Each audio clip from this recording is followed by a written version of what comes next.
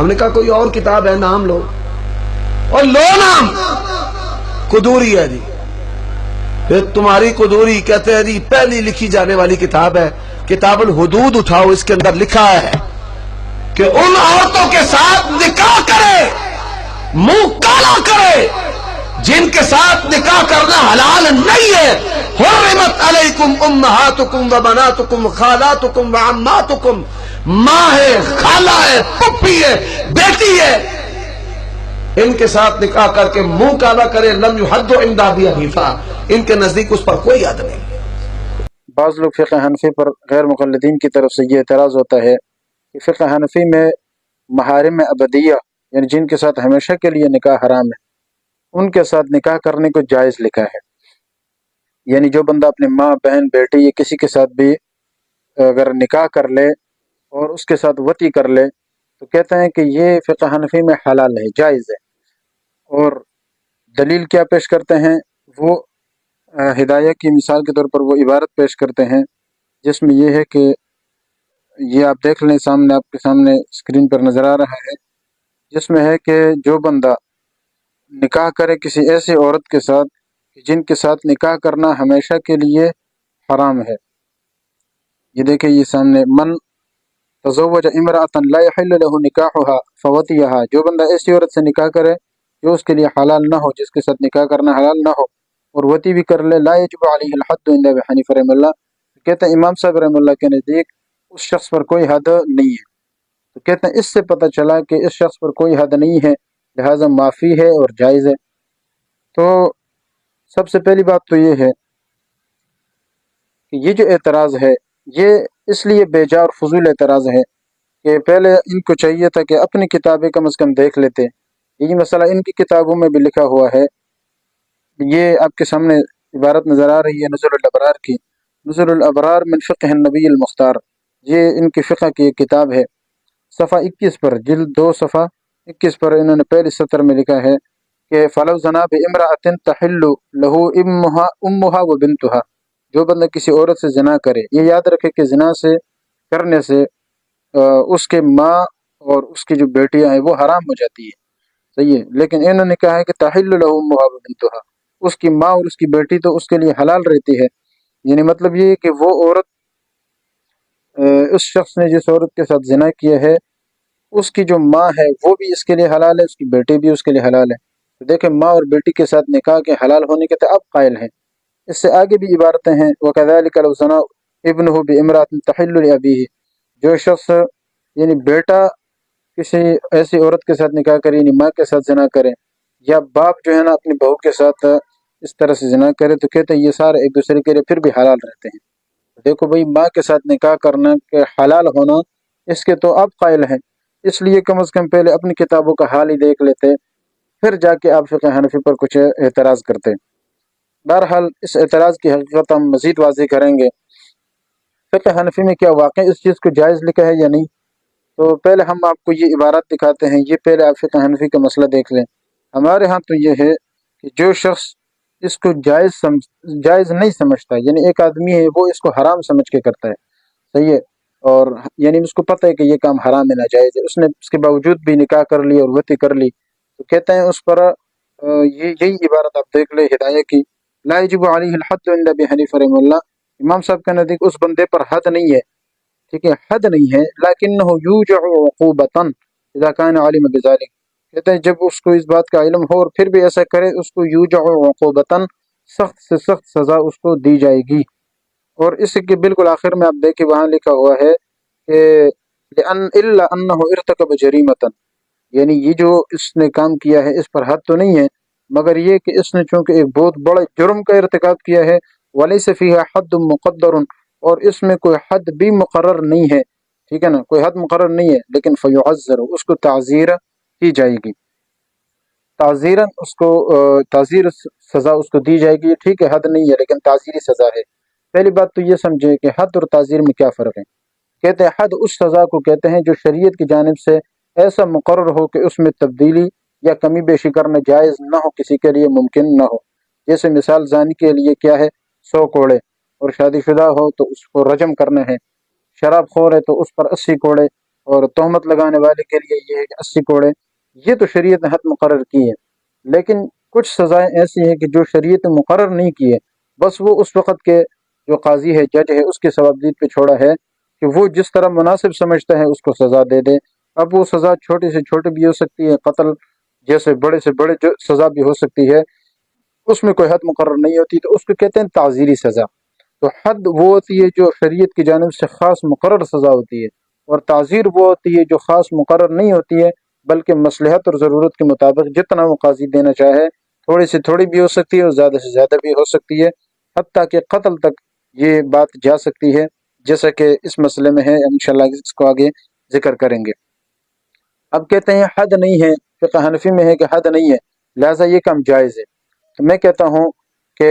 اس کے حد نہ ہونے سے یہ بات کبھی بھی ثابت نہیں ہوتی ہے کہ یہ کام جائز ہے۔ اگر آپ کہتے ہیں کہ حد نہیں ہے اور اس سے یہ کام جائز ہوتا ہے، تو پھر میرا یہ سوال یہ ہے، یہ جو حدیث میں آتا ہے، ترمذی شریف کی حدیث ہے، کتاب الحدود میں حضرت عبداللہ بن عباس رضی اللہ تعالیٰ عنہ فرماتے ہیں، من اتل بہیمۃ فلا حد علیہ، جو بندہ جانور کے ساتھ بدفعلی کرے اس پر کوئی حد نہیں ہے۔ اس کا مطلب کیا ہے؟ نعوذ باللہ، ابن عباس رضی اللہ تعالیٰ عنہ ایک جانور کے ساتھ بدفعلی کو جائز قرار دے رہے ہیں؟ کوئی نہیں، یہ بالکل جو ہے نا غلط ہے۔ اسی طرح مثال کے طور پر ہم کہتے ہیں کہ اگر کسی نے پیشاب پی لیا، پاخانہ کھا لیا، تو کہتے ہیں اس پر حد نہیں ہے۔ ظاہر اس پر حد تو نہیں ہے، تو اس پر حد نہیں ہے تو کیا مطلب کہ پیشاب پاخانہ یہ سب جائز ہو گیا؟ ایسا نہیں ہے، بلکہ یہ بات سمجھے کہ حد نہ ہونے کا یہ مطلب نہیں ہے کہ ایک چیز جائز ہو جاتا ہے اور معاف ہو جاتا ہے۔ اس لیے خوب سمجھے کہ حد اور چیز ہے، سزا اور تعزیری سزا اور چیز ہے۔ تو جب ہم کہتے ہیں حد نہیں ہے، اس کا مطلب یہ ہے کہ اس پر تعزیری سزا آ سکتی ہے، اور حد تو مقرر سزا ہے، مثال کے طور پر 100 کوڑے مار دیا، بات ختم۔ لیکن ہم کہتے ہیں تعزیری سزا ہے، اور ایسی سزا ہے کہ وہ قتل تک ہو سکتی ہے۔ اس لیے ہمارے ہاں تو یہ بہت بڑا جرم ہے اور اس کی بہت بڑی سزا ہے۔ تو کیسے آپ کہتے ہیں کہ فقہ حنفی میں اس سزا کی کوئی جرم، اس جرم کی کوئی سزا نہیں ہے اور معاف ہے اور جائز ہے؟ تو یہ عبارت آپ کے سامنے میں نے ذکر کر دی ہے ان کے غیر مقلدین کے۔ تو اس لیے اس سے پہلے یعنی ہمارے ہاں اس کا کیا حکم ہے، اس کی کیا سزا ہے، ایک تو میں نے آپ کے سامنے ہدایہ کا یہ حوالہ ذکر کر دیا۔ یہی عبارت میں آپ کو فتح القدیر سے بھی ذکر کر دیتا ہوں۔ یہ فتح القدیر ہے آپ کے سامنے، کتاب الحدود جلد 5، کتاب الحدود صفحہ 247۔ اس کے پہلے صفحے پر لکھا ہے، پہلی عبارت پر، لائن پر، الا انہ ارتکب جریمۃ، کہتے ہیں اس نے شخص نے چونکہ بہت بڑے جرم کا ارتکاب کیا، ولیس فیہا حد مقدر، اور اس کے اندر چونکہ خاص حد مقرر نہیں ہے، یعنی حد نہیں ہے، فیعذر، لیکن اس بندے کو تعزیری سزا ہوگی۔ اور تعزیری سزا کیسے ہوگی؟ اس سے نیچے آئے اس عبارت میں امام صاحب رحمہ اللہ کے بارے میں جب لوگ کہتے ہیں کہ ان کے ہاں کوئی حد نہیں ہے، ان کہتے ہیں حد نہیں ہے، لیکن صاف عبارت ہے، یہ دیکھیں، وَإِن فَعَلَهُ عَلَى عِلْمٍ لَمْ يُحَدَّ أَيْضًا، اگر کوئی بندہ یہ کام کر لے علم ہونے کے باوجود، تو کہتے ہیں ٹھیک ہے، لم يحد اذن، اس پر حد تو نہیں ہوگی، لیکن وہ یوجع عقوبۃ فی قول ابی حنیفہ رحمہ اللہ، امام صاحب رحمہ اللہ کے قول کے مطابق اس بندے کو سزا ہوگی، یوجع عقوبۃ، یہی عبارت میں نے آپ کو ہدایت سے بھی پیش کی، اور یہی فتح القدیر کی عبارت بھی ہے کہ اس بندے کو تعزیری سزا ہوگی۔ اب تعزیری سزا یہ جو ہے یہ کتنے تک ہو سکتی ہے، اس کے لیے میں آپ کے سامنے عبارت پیش کرتا ہوں، یہ آپ دیکھ لیں۔ کہتے وہ یکون التعزیر بالقتل، کہتے تعزیر میں قتل کرنا بھی جائز ہے، کمن، اس شخص کی طرح وجد رجلا مع امرأۃ، جس بندے نے کسی آدمی کو ایسی عورت کے ساتھ پایا، لا تحل له، کہ جو عورت اس کے لیے حلال نہیں ہے، یعنی ایک آدمی نے کسی عورت کو اپنے محارم میں سے کسی کے ساتھ پایا جو اس کے لیے حلال، یعنی نکاح کے طور پر حلال نہیں ہے بلکہ حرام ہے، محارم میں سے ہے، تو ایسی عورت کے ساتھ اگر کسی نے پایا، فرمایا اس بندے کو بھی قتل کرنا ہے، یعنی اس بندے کے قتل کا حکم ہے۔ یہ دیکھو فتاوی شامی میں، فتاوی شامی جلد 6، یہ جو نیٹ میں آپ کو ملے گی انشاءاللہ، جلد 6 کتاب الحدود باب التعزیر اور صفحہ 107، اس میں نیچے مطلب یکون تعزیر بالقتل، یہ جو عبارت ہے اس میں آپ دیکھ لیں، صاف صاف انہوں نے لکھا ہے کہ تعزیر تو قتل تک جائز ہے، جیسے ایک بندہ اپنے محارم کے ساتھ نکاح کرے اس کو قتل کرنا یہ جائز ہے، تعزیر میں اس کو قتل کیا جاتا ہے، تو کہتے ہیں تعزیر میں قتل تک جائز ہے، جیسا کہ یہاں پر ہوتا ہے۔ تو دیکھو کتنی صاف اور واضح عبارت ہے کہ بھئی یہ حلال نہیں ہے، بلکہ اس کو حلال سمجھنے والا وہ کافر ہے اور مرتد ہے اور واجب القتل ہے، ٹھیک ہے، تو یہ تعزیری سزا ہے۔ اچھا، یہ جو سزا ہے تعزیری سزا، ہمارے ہاں حکم کیا تھا، یہ بندہ مرتد ہے، واجب القتل ہے، اس پر میں یہ جو تعزیری سزا میں قتل ہے، قتل تک جائز ہے، یہ کہاں سے لیا ہے ہم نے؟ کہتے ہیں یہ بات آپ دیکھ لیں باب التعزیر، مشکات شریف کی باب التعزیر، اس میں نیچے جو حدیث ہے، یہ اس حدیث میں یعنی یہ جو صاحب مشکات ہے انہوں نے اس طرح کی جو احادیث ہے اس کو تعزیر کے باب میں ذکر کیا۔ جیسے یہ آپ حدیث دیکھ لیں، باب التعزیر اوپر لکھا ہے اور نیچے انہوں نے وہ حدیث لکھی ہے، من وقع علی ذات محرم منہ، جو بندہ اپنے محارم میں سے کسی کے ساتھ جماع کر لے، فقتلوہ، آپ صلی اللہ علیہ وسلم نے فرمایا اس کو قتل کرو۔ یعنی مطلب یہ ہے کہ قتل کا حکم یہ تعزیر کے باب میں ہے، یہ حد نہیں ہے، یہ باب التعزیر میں صاحب مشکات میں لکھا ہے۔ تو اس سے بھی یہ بات جان لینی چاہیے کہ حد والی سزا یہ اور ہے، تعزیری سزا اور ہے۔ حد والی سزا وہ مختصر ہے، چھوٹی ہے، وہ صرف زجر کے لیے ہوتا ہے، تنبیہ کے لیے ہوتا ہے، اس میں قتل نہیں ہوتا ہے، جبکہ تعزیری سزا میں ہمارے ہاں قتل تک بات جاتی ہے۔ تو اس لیے ہم معاف تو کیا، ہم تو قتل کے اس کے قائل ہیں کہ اس کو قتل کرنے ہیں۔ اس کے علاوہ یہ جو اگر کوئی اس کو مطلب یہ کہ حلال تو نہیں سمجھتا، اس کو جرم سمجھتا ہے، لیکن اس کے باوجود وہ اس طرح کر لیتا ہے، جیسے ہم نے عبارتیں ذکر کی امام صاحب کے نزدیک، یو جو عقوبتاً، اس کو سزا ہوگی، سزا کوئی بھی ہو سکتی ہے،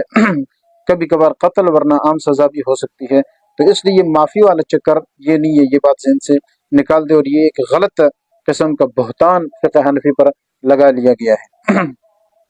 اچھا، اب ان کی کتاب کا حوالہ بھی میں آپ کے سامنے پیش کرتا ہوں، کیونکہ ہمارے ہاں تعزیر ہے نا، قتل ہے، ان کے ہاں تعزیر نہیں ہے، ان کے ہاں یہ حد ہے۔ یہ عبارت آپ دیکھ لیں، یہ بھی ان کی کتاب نزول الابرار جلد 2 صفحہ 298، یہ انشاءاللہ نیٹ پر آپ کو مل جائے گی، صفحہ 298 پہ یہ نیچے یہاں لکھا ہے کہ وہ یحد حد الزنا من نکح بمحرمہ، یعنی جو بندہ اپنے محارم میں سے کسی کے ساتھ نکاح کرے اس کو حد لگائی جائے گی۔ میں نے آپ کو بتایا حد کیا ہے، وہ مخصوص سزا ہے شریعت کی طرف سے، شادی شدہ ہے تو رجم کرے، اور شادی شدہ نہیں ہے تو اس کو کوڑے لگائے۔ اور رجم میں بھی شریعت نے کیا اختیار دیا ہے کہ آپ رجم کرے، اگلا بندہ اگر بھاگ جائے اور اس کو مطلب یہ کہ برداشت نہ ہو، وہ بھاگ جائے، تو وہ بندہ معاف سمجھا جاتا ہے۔ تو اس طرح کی یعنی کم سزا یہ شریعت نے سب سے کم جو سزائیں دی ہیں زجر و تنبیہ کے لیے، اس طرح کی سزائیں، یہ تو چھوٹا ہے۔ جبکہ ہمارے ہاں کیا ہے، جیسے مثال کے طور پر ہمارے ہاں آتا ہے کہ اگر کوئی لڑکا لڑکی کے ساتھ لواطت کرتا ہے تو اس کی سزا حد نہیں ہے، بلکہ اس کی سزا تعزیر ہے، جس صحابہ کرام کے بارے میں آتا ہے، ائمہ اربعہ انہوں نے ذکر کیا ہے کہ بھئی اس کو پہاڑ سے گراؤ، اس کو اوپر سے پتھر مارو، اس پر دیوار گراؤ اور اس کو قتل کرو، بعض نے کہ اس کو آگ میں جلاؤ۔ یہ ساری تعزیری سزائیں، کتنے خوفناک سزائیں ہیں، یہ فقہ حنفی میں تعزیر کے باب میں لکھا ہے، حد کے باب میں نہیں ہے۔ اس لیے کہ حد جو ہے یہ ایک مختصر سی سزا ہوتی ہے اور اس میں صرف زجر اور تنبیہ مقصود ہوتی ہے، جبکہ تعزیر میں اس بندے کو بالکل کبھی قتل کیا جاتا ہے اور کبھی کبھار اس سے ہلکی سی سزا بھی دی جاتی ہے۔ یہ دیکھیں یہ قتل کرنا کیوں جائز ہے، اس کی میں نے آپ کو وجہ بتا دی ہے کہ سیاستاً اور تعزیراً، یہ آپ عبارت دیکھ لیں، یہ بھی فقہ حنفی یعنی اس کی عبارت ہے، فتح القدیر کی عبارت ہے، اور فتح القدیر میں انہوں نے صاف یہاں پر لکھا ہے یہ قتل کرنا کیوں جائز ہے، کہتے اس کی 2 وجہ ہیں۔ اس لیے کہ قالوا فقہا فرماتے جاز فیہ احد الامرین، یعنی اس میں 2 امر جائز ہے، انہ للاستحلال، قتل اس لیے کرنا ہے کہ بھئی یہ چونکہ حلال سمجھ رہے، اور حلال سمجھنے والا تو مرتد ہے، واجب القتل ہے، اس لیے وہ بندے کو قتل کرنا جائز ہے۔ او امر بذالک سیاستاً و تعزیراً، یا یہ حکم اس کو اس لیے دیا جائے گا سیاستاً اور تعزیراً، یہ سزا ہوگی، حد تو نہیں ہے لیکن تعزیری سزا ہے۔ اور میں نے اوپر آپ کو پہلے ہدایہ کے حوالے سے ذکر کر دیا ہے کہ بھئی امام صاحب کے نزدیک ٹھیک ہے اس میں مقررہ حد نہیں ہے، لیکن اس میں تعزیری سزا موجود ہے، اور تعزیری سزا کیا ہے وہ میں نے ذکر کر دیا کہ قتل ہے۔ جیسا کہ آپ صلی اللہ علیہ وسلم کے زمانے میں ایک شخص کو آپ نے بھیجا کہ بھئی صحابی فرماتے ہیں میرے والد کے ساتھ جھنڈا تھا اور کسی جگہ جا رہے تھے، میں نے پوچھا آپ کہاں جا رہے ہو، انہوں نے کہا اللہ کے نبی صلی اللہ علیہ وسلم نے مجھے ایسے شخص کی طرف بھیجا ہے جس نے اپنی والدہ سے نکاح کیا ہے کہ میں اس کی گردن اڑا کے لاؤں اور آپ صلی اللہ علیہ وسلم کے سامنے پیش کروں۔ تو یہ سزائیں ہمارے ہاں قتل کی ہے۔ تو میں نے آپ کے سامنے ذکر کر دیا حد اور اس میں تعزیر میں فرق۔ تو جب احناف کے نزدیک اس طرح کی چیز کے اندر معافی نہیں ہے، اتنی سخت سزا ہے، اتنا بڑا جرم ہے، پھر کس طرح سے آپ فقہ حنفی پر اتنا عظیم بہتان لگاتے ہیں کہ اس میں माँ बाप के साथ निकाह को जायज़ करार दिया है। पिछले दिनों में सुन रहा था यही बात, यानी उनके मौलाना अमीन सफ्तर उकाड़वी रहमहुल्लाह, उनसे भी किसी ने सवाल किया कि भाई फ़िक़्ह हनफी में ये जायज़ है। उन्होंने कहा भाई जायज़ नहीं है, बल्कि हमारे यहाँ इसमें ताज़ीर है और गैर मुक़ल्लिदीन के यहाँ इसमें हद है। लिहाजा हद कितनी है कि वो 100 कोड़े हैं, इसलिए हमारे यहाँ तो उसको कत्ल करना है, और गैर मुक़ल्लिदीन के यहाँ ये है कि बस 100 जूते मारो और फिर आगे मुंह काला करता रहे, जो भी होगा। इन 100 जूते मारेंगे तो छोड़ देंगे ना।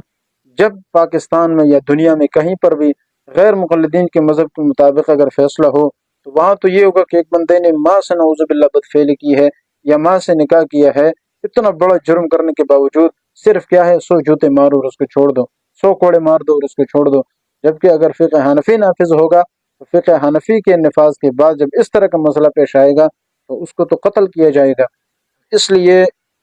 इनके जो सारी चीज़ें हैं वो तो ख़त्म हो जाएंगी। इनका जो दुकान है वो ज़ाहिर है उसने बंद ही होना है, तो इसलिए ये ज़्यादा ज़ोर लगाते हैं, फ़िक़्ह हनफी के ख़िलाफ़ इस तरह के इबारात पेश करते हैं। तो इसलिए हमारे एक इल्तिजा ये है कि कम अज़ कम पहले अपनी किताबों का हाल वो आदमी देख लेता है।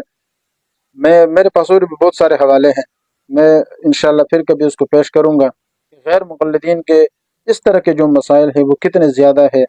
मैंने तो सिर्फ नुज़ुलुल अबरार का हवाला दिया और हदियतुल महदी में अजीब अजीब किस्म के मसाइल लिखे हैं, वो इंशाअल्लाह फिर कभी मैं आपके सामने पेश करूँगा। फ़िलहाल खुलासा ये है कि हिंदू की किताब से चोरी किया हुआ एतराज़ वो भी इनके किसी काम नहीं आया, और इसका जवाब पहले भी इंशाअल्लाह अल्हम्दुलिल्लाह फ़त्हुल मुबीन में दिया हुआ है, और अभी भी आपके सामने मैंने सारी चीज़ें ज़िक्र कर दी हैं। अब फैसला हम आप पर छोड़ते हैं कि हकीकत क्या है। अल्लाह ताला से दुआ है कि अल्लाह ताला हमें हकीकत को समझने और उस पर अमल करने की तौफीक अता फरमाए। व आखिरु दावाना अल्हम्दुलिल्लाहि रब्बिल आलमीन।